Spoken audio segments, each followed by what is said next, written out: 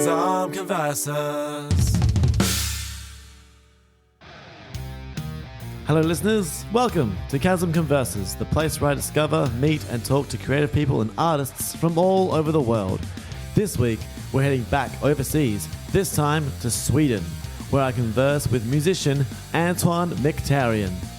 He takes me through his love of singing and playing guitar, creating his own band titled MikhMakh, and we go through his discography, which includes his newest album, Flash Sale, that you can now buy and or download. He talks about being born in France, but then moving over to Sweden, his passion for music and playing in various bands that he calls hopping into other people's worlds. And we share some common influences and have a great laugh. With his various painted guitars, he has a wit that will make you almost choke on your tea, like I nearly did. Here is Antoine Mikhtarian. If you wanna do it, you can do it now. If you wanna do it, do it now.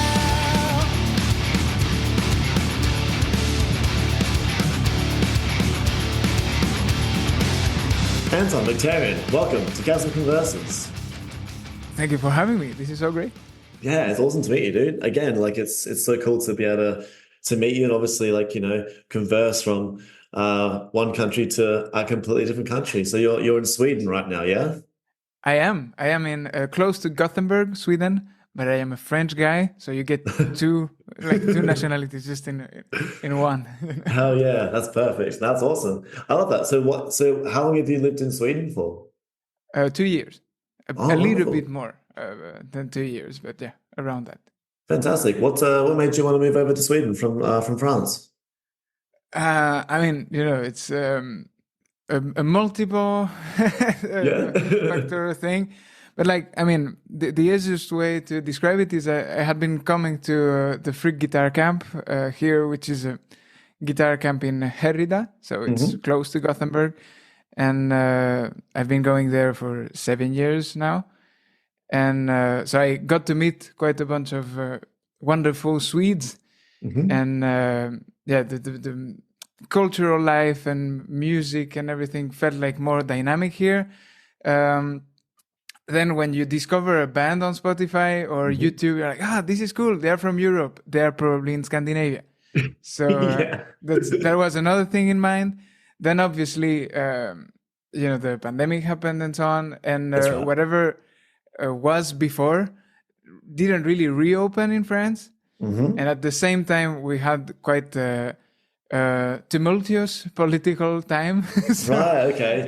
It felt like everything was pointing us away from France. Right. And Sweden was the way to go because of the networking. And my wife, she's a painter. And she paints on guitars. So she depends on that cultural life also. So I was like, we will try the Swedish thing. We learned the language. And now we're integrated, as integrated as it gets. And it's super cool. That's so cool, man. I love that. I love how you said that your wife is a painter and she paints like on guitars. Has she painted any of your guitars? Yeah, absolutely. I was the first one. I mean, it took a bit of convincing because she started just, as a painter, she likes to paint on stuff. And so I had an 8-string that for me looked a bit classy in the sense that it was matte black. And as a kid, I loved Batman. So I felt like, this has a bat guitar type of vibe. But she loves colors. And she was like, your guitar is super boring. And I love green. But if you want an 8-string guitar and you want it green and you want the Everton or whatever, then you don't buy an 8-string. It's like it's too specific that you don't find anything. So I said, fuck it. So black is good enough and so on. But she was like, let me paint on your guitar. So at first I was like, but it's my guitar. So she painted on the iPad. I don't want you just in case something happens. Exactly. So she did like a digital drawing on the iPad. Said, this is what I'm going to do. Okay. And I said, this looks super cool what you've done on the iPad. Can you do it for real? Yes. And so she did the first one like that. It took a lot of, trial and error and so on. But that was the cool thing is that it's my guitar. So it's, if anything happens, if it gets completely Frankenstein, it's like, it will just be Kick-Ass Van Halen. So it's all good. But it turns out that it was very cool. And I wasn't the only one thinking that. So then there was some demand for it. So she trained on another one of my guitars. Then she trained on two of a friend's guitars, and then like the fifth guitar was already for Matthias Eklund, so Okay. the Wow. guitar player of Free Kitchen. And from then it was just yeah. So now she paints on guitars. That's so sick. And like I read also that like Freak Kitchen are a big like influence to you and to your music as well. So like having Oh yeah, her paint the guitar, that must have been insane. yeah. I played it before him. It's like, Really? usually Oh, it's like like we take the guitar apart and then I put it back together and put strings on it and do some form of. I'm not a good guitar tech, but good enough so that the guitar is a guitar again. Type yeah, of thing. yeah. And usually it's like you want to reserve that first playthrough for the owner, but that Yeah. time was like. It's Let me cool plug on it me. into my amp. It's for me. But I mean, the thing with Free Kitchen is the first time I listened to them was in 2014 when they released Cooking with Pagans. Right, okay. So they had like a big animated music video for Freak of the Week. And that just completely blew me away. Really? Because I was in, so back then I was 18 and Yeah. I was in a very cocky musical phase. Right. Maybe we will get into it, but I mean, I come from a classical background. Okay, And right. at Sweet. that point, I was into, so I only listen to classical music or dream theater. Right, yeah. Type of thing. Like Very, yeah. overcompensating on your insecurities. I go, no, your music is too simplistic for me. True, no, it's so true though. Yeah, that happens. Yeah, okay. And so then come Freak Kitchen with music that's obviously stimulating for the intellect, but it's super kick-ass. Like it's like you could dance to this. It's like and that just completely blew me away. And I still haven't recovered. Right. And I think if my music is like more digest now and Yeah. more music, then it is just let me show you everything I can do on the guitar for 7 minutes. Yeah. It's a Free lot reign. thanks to Free Kitchen. Yes. For sure, for sure. No, it's great. Like I love especially in obviously in your music, it's so cool to see because obviously you said that Free Kitchen were an influence and like Seether, Alter Bridge as well. I'm a massive Alter Bridge fan. Like they're still my favorite band, and so it was very rewarding for me to be able to like listen through like all the albums that you have, and even I was able just to pick out a few songs. I'm just like, oh, I can hear that. I can hear like Miles in the background there, or it's like I can hear like Mark Tremonti's guitar like just soloing the shit out of that part. Wow. And like, yeah, I think when it comes to the songs that you've written across all the albums, I don't know Free Kitchen too well personally, but I love that you've been able to incorporate like your favorite influences very well into your own music, but also keeping it very much like originated to your sound and to what you're writing about. So I think you've done an incredible job with that personally. That's super nice of you. And I mean the influences that I name is more of a what I think sounds like, because it's not something that you can consciously. I can't, or at least it doesn't feel honest to say I'm gonna write an Alter Bridge song. Yeah, Then yeah. It's just that you pick up the guitar, you have for Flash Sale, I had most of the lyrics done before getting into music. Yeah. Because the frustration with Sunrise was the other way around. It's like I compose songs because I'm first a guitar player. Yep. And so I compose like the whole thing with the bass and program drums and everything. And then you're like, and now sing. Yeah. I didn't have anything to say. Why did I compose all of this? And so you feel like, maybe, yeah. So you start doubting too much.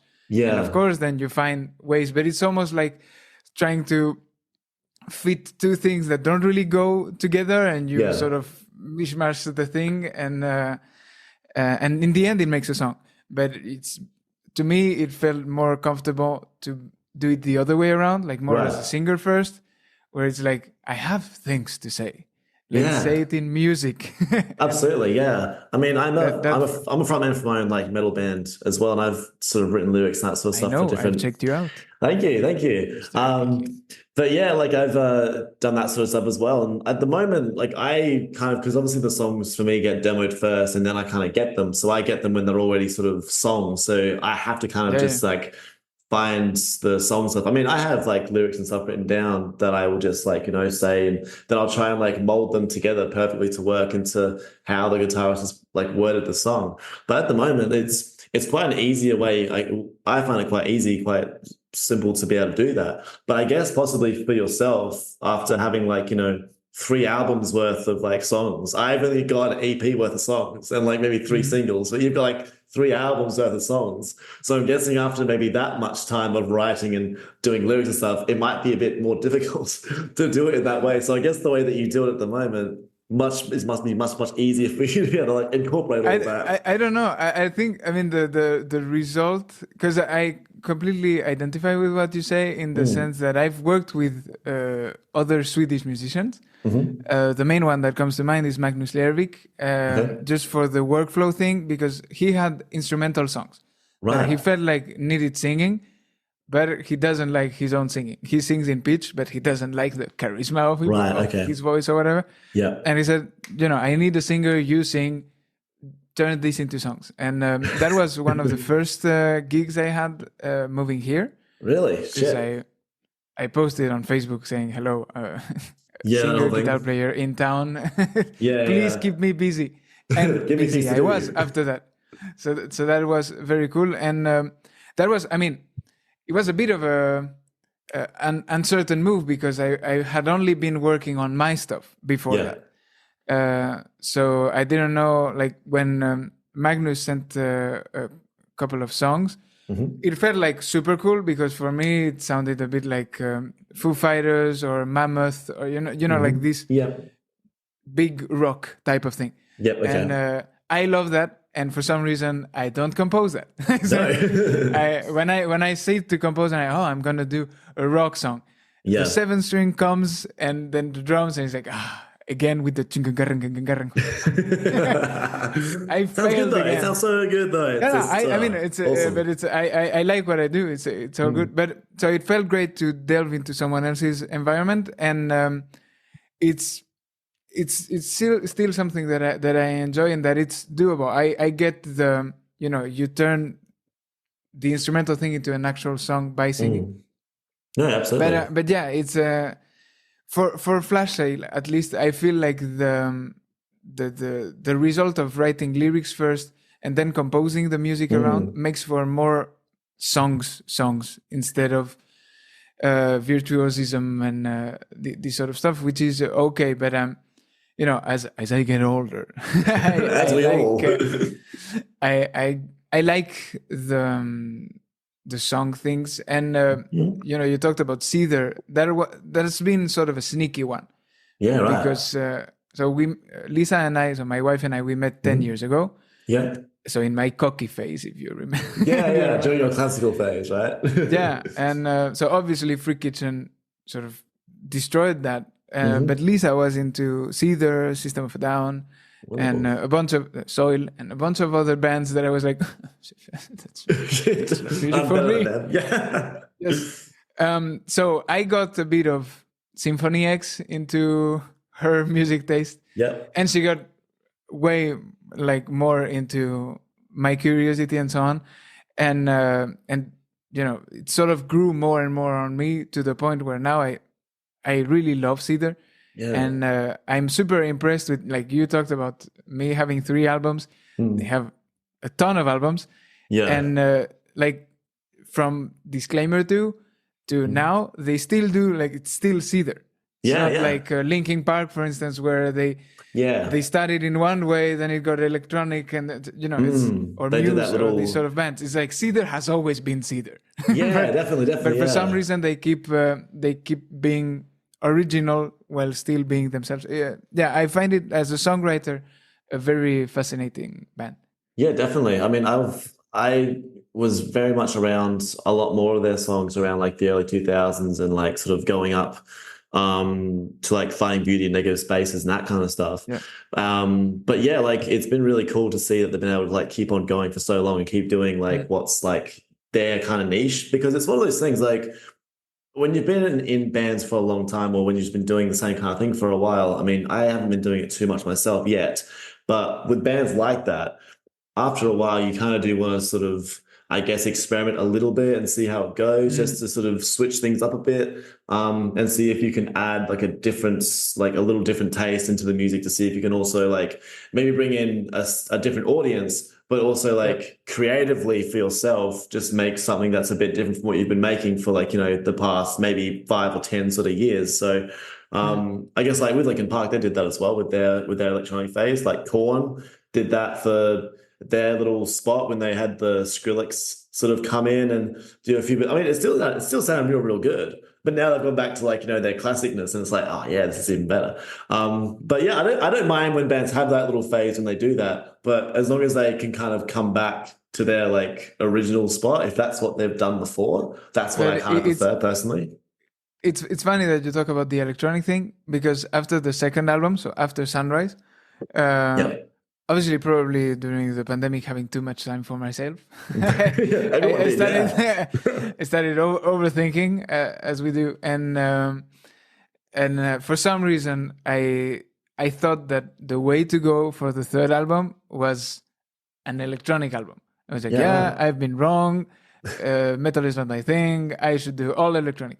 Which I mean, I like the it's all good, and I really like soloing to that. And Ia, so Matthias Eklund from Free Kitchen, he's done an electronic album in 2022, right? Okay. That I feel needs way more attention. It's called Freak Audio Lab, and it's really cool because it's like a guitar hero doing DJ stuff, but still like as a songwriting thing. It's not just like loops and like this is the kick and then comes the layers and so on. No, it's songs, but it's electronic things.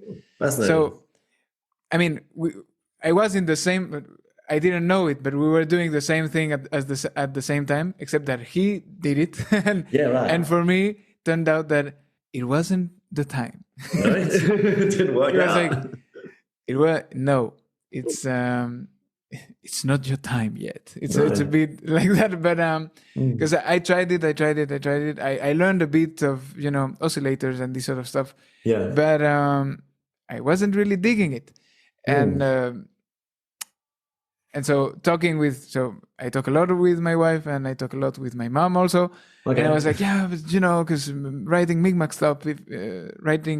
stuff is easy, but the electronic thing is so complicated. But I still feel like, maybe the MikhMakh stuff is easy for you for a reason. Maybe. For me, it's not easy. Like they say, we don't know how to write MikhMakh. I say, oh yeah, maybe you're right. And so that's how I was like, okay, let's write lyrics, let's write riffs.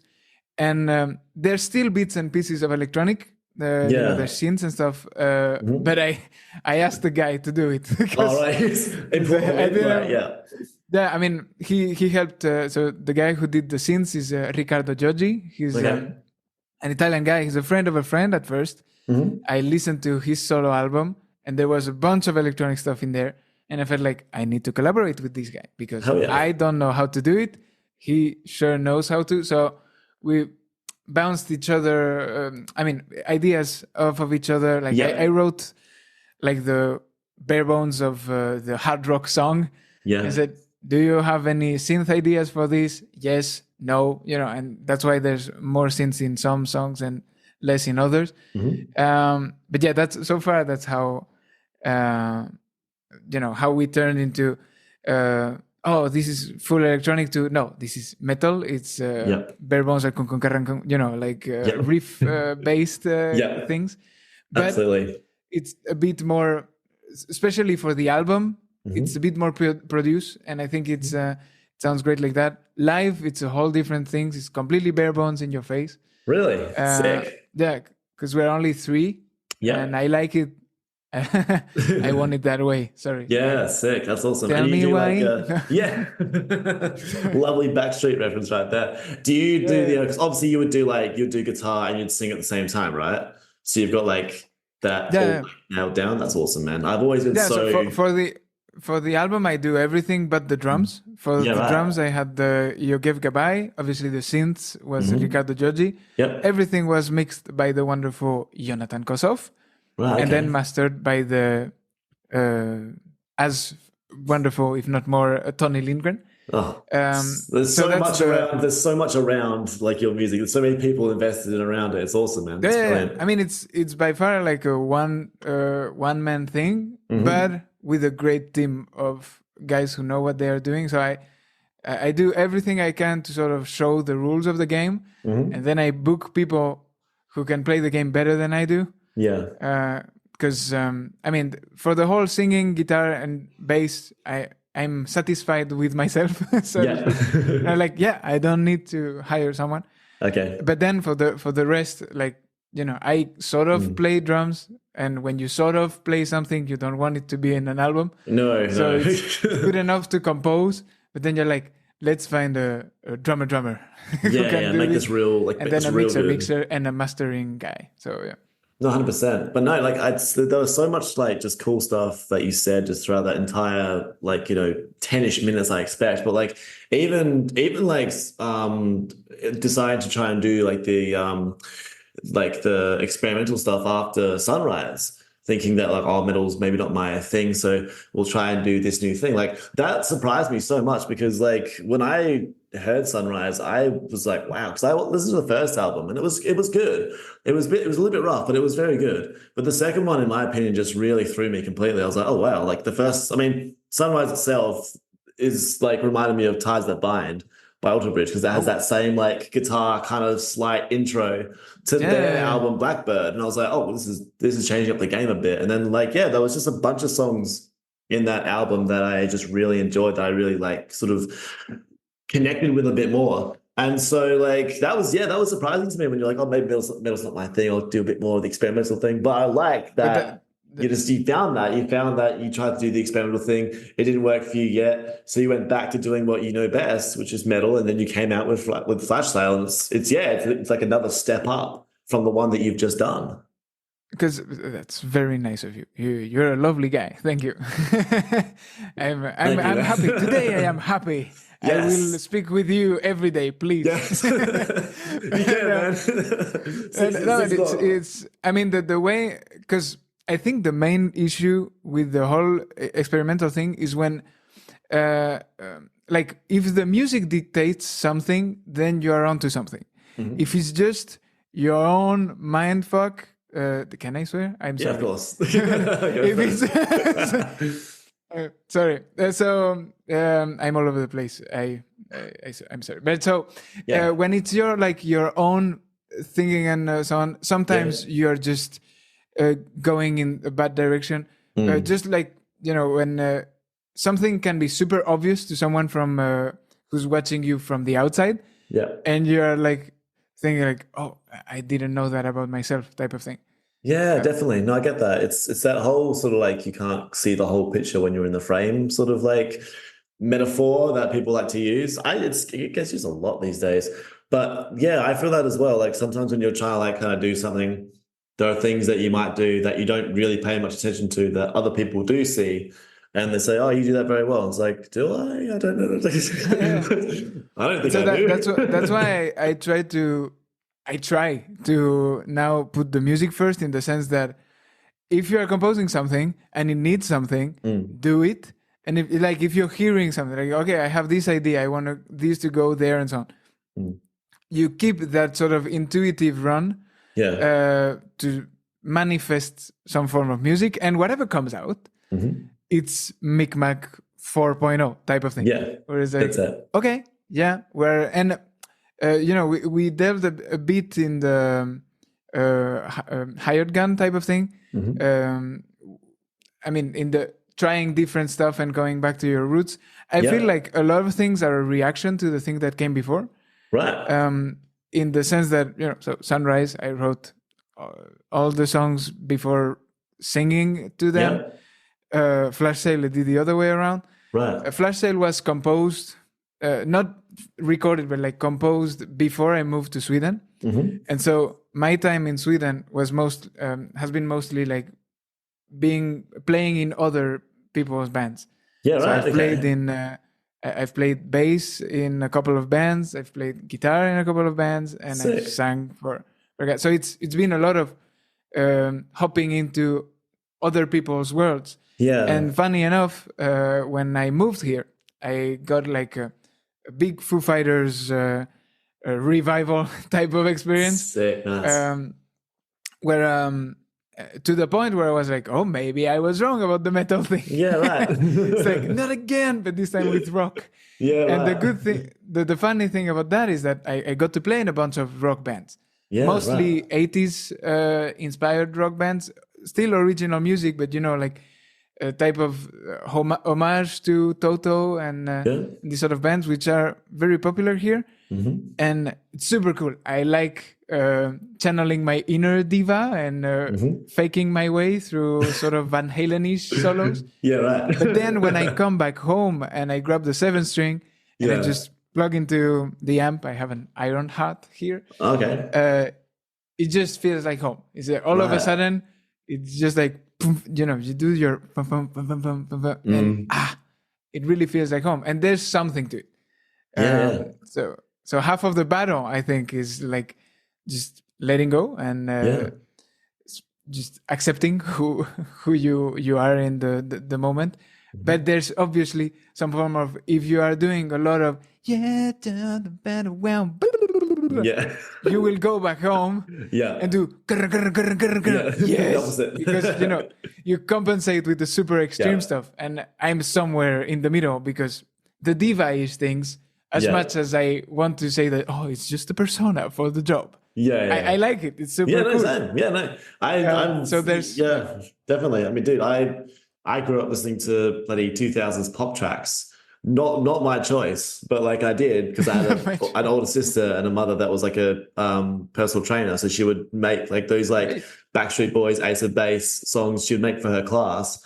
And they'd just be playing around the house all the time. And I was like, I hear those songs and it's like an instant nostalgia sort of connection. So it's kind of like, I can't not like this song because I know all the words and I've heard it for years. So it's like, you can't hate that sort of stuff. But I do love that, like, that you've played for so many different bands over there, because that is such a great way to obviously be involved in music more than what you are doing yourself in like a solo respect, but also just be able to go out and work with a bunch of different people doing different things in different venues, being able to like just sort of source all that and sort of, especially like just moving there. It's a great way for you to obviously see the city and see how the scene kind of works. Do you enjoy the music scene over there in Sweden?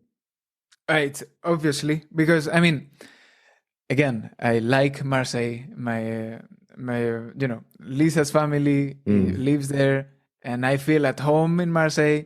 Yeah. But going to a local gig in Marseille, it's like doing social work. You're Like right. you're just donating your time, and you know that you won't enjoy it. But Yeah. a friend is on stage, and you're like, "Hey, it was okay. Yeah, it was Yeah. good." And Fair enough. you go to a death metal festival in Marseille.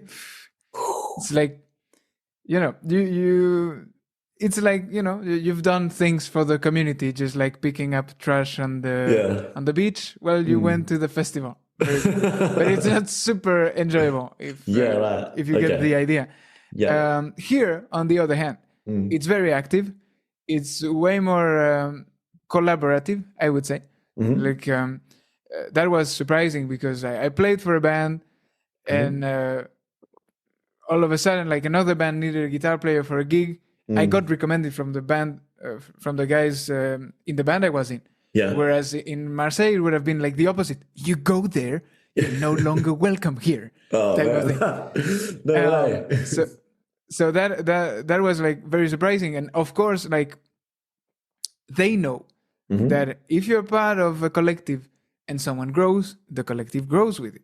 Yeah, definitely. Just like in Alter Bridge, Miles singing for Slash helps Alter Bridge, and having the solo project and so on. It's just great for everybody. Oh, definitely. For them as musicians, as long as the perfect. schedule is well done and so on.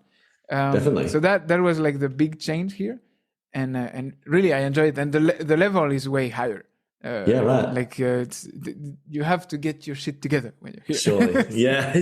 There'd be a lot of like just really advanced players and obviously incredible bands over there. So it's great that you're at the level that you can get like recommended from different bands to go and play, and obviously, like, go see more Sweden, get yourself involved in more bands. So no, That's sick, dude. I'd love to ask you about because you've traveled with your music as well. You've been on tour and that sort of stuff Yes. previously. And obviously with this new album out, are you looking to go tour anytime soon? Or are you looking more so just to sort of like, keep doing what you're doing at the moment?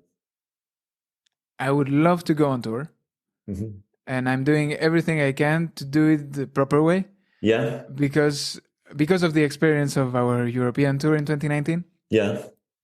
So, long story short, we opened for Free Kitchen in Marseille in March 12th, 2019. Yeah, right. And we had been around for a bit more, Hmm. like a bit before, but that's when we got like the attention of the Marseille scene, Yeah, where it okay. was like no longer the local things, like, oh, who are these guys? We're from here. Like a We've band always from been Sweden. here.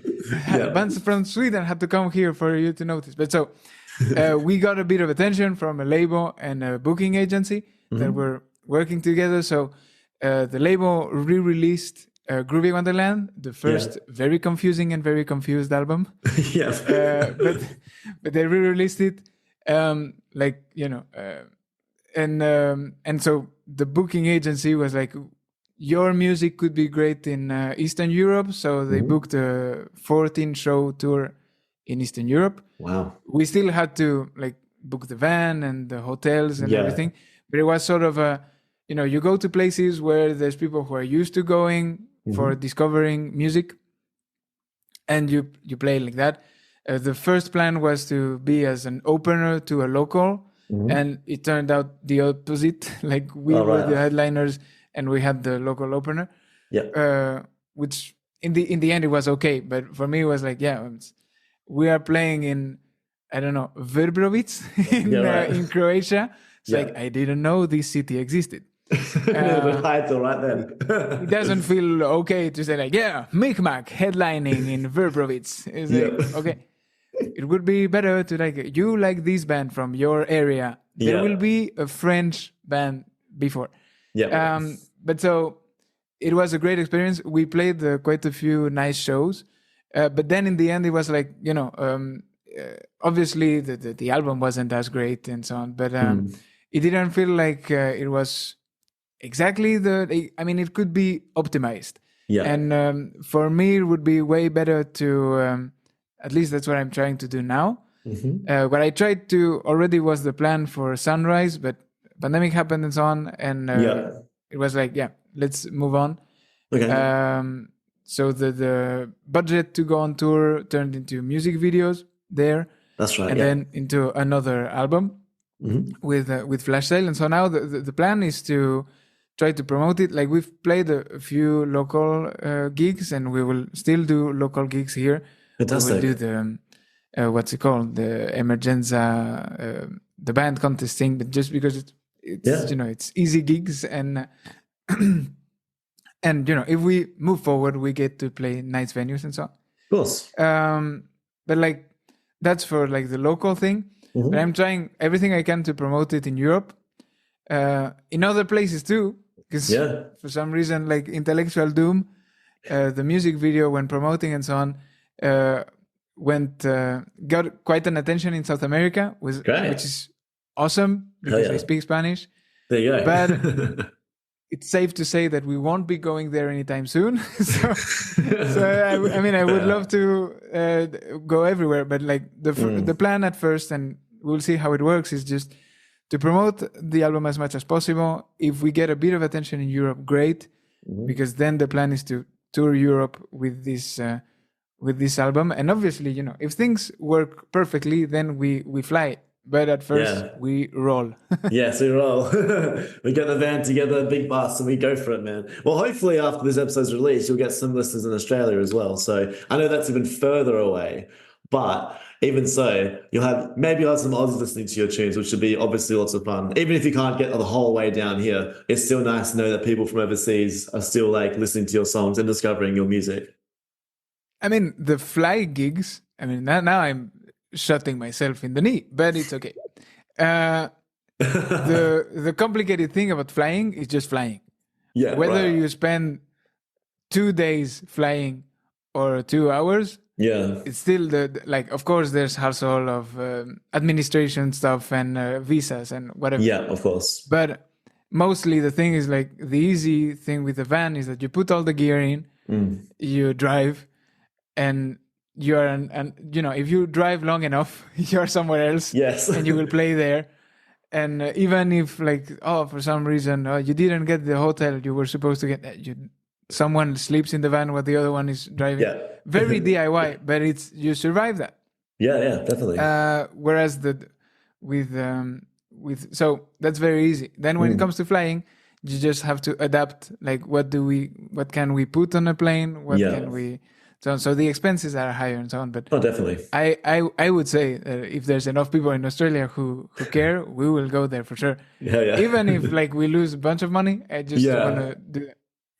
Especially, I mean, this is a very like discreet T-shirt, but it's supposed to be a 12-foot ninja T-shirt.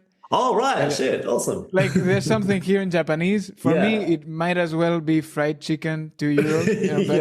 I'm the same. I can't read it either, but that's awesome. But so 12-foot ninja is a big influence. I love Nick Barker, aka Kinetic there. So 12-foot ninja, even though they do advanced stuff compared to what I do, I really like what they do. Yeah. And funny enough, Tim Minchin. Yes. He's been an early influence, but I mean, just because I was just floored by the entertainmentship and his professionalism, and I can barely speak English. Yes. But he certainly masters it. So it's I know oh man, it's crazy. No, I'm obviously a huge fan of Tim Minchin. I've seen him perform a few times. And yeah, it's one of those things when you just like you hear him talk and you're just like, man, I'm learning words and this is my language. Like he's teaching me English right now. That's insane. But yeah, the entertainment wise and the showmanship and just the lyrical comedicness of what he puts together is just awesome, man. It's incredible. But I love that he's an influence of yours as well. So I went on a tangent, but yes, we will tour. Yeah. I usually say when you least expect it, but no, I mean, I hope we will be sooner than that. But yeah, that's the plan. Absolutely. I love playing live, and the tour thing it's certainly something great. That's awesome, bro. Well, Antoine, I can't thank you enough for joining me today. It's been so awesome to talk with you all the way over there in Sweden. I hope you have an awesome rest of your day, and I really hope that you keep on the verge of writing more music and all the rest of it, because as I said, the albums that you have, at the moment, in my opinion, they keep getting better, and it's a real credit to you and what you're able to create and what you're able to put out to the world. So thank you so much for joining me. All my listeners, please go listen to Flash Sale. It's a fucking awesome album. Even the one before at Sunrise, even go to Groovy Wonderland. Listen to that one as well. Why not? All three. Chuck it on. Don't do that to yourself. Please first, like, prioritize. Flash Sale, great. Just put your time there, 45 minutes-ish. You won't regret your time. And then if you're curious and you feel adventurous, then go back in time. That's it. Now, thank you so much, dude. Have a wonderful rest of the day. And I wish you the best in the rest of your musical journey. Thank you for having me. You're a lovely guy.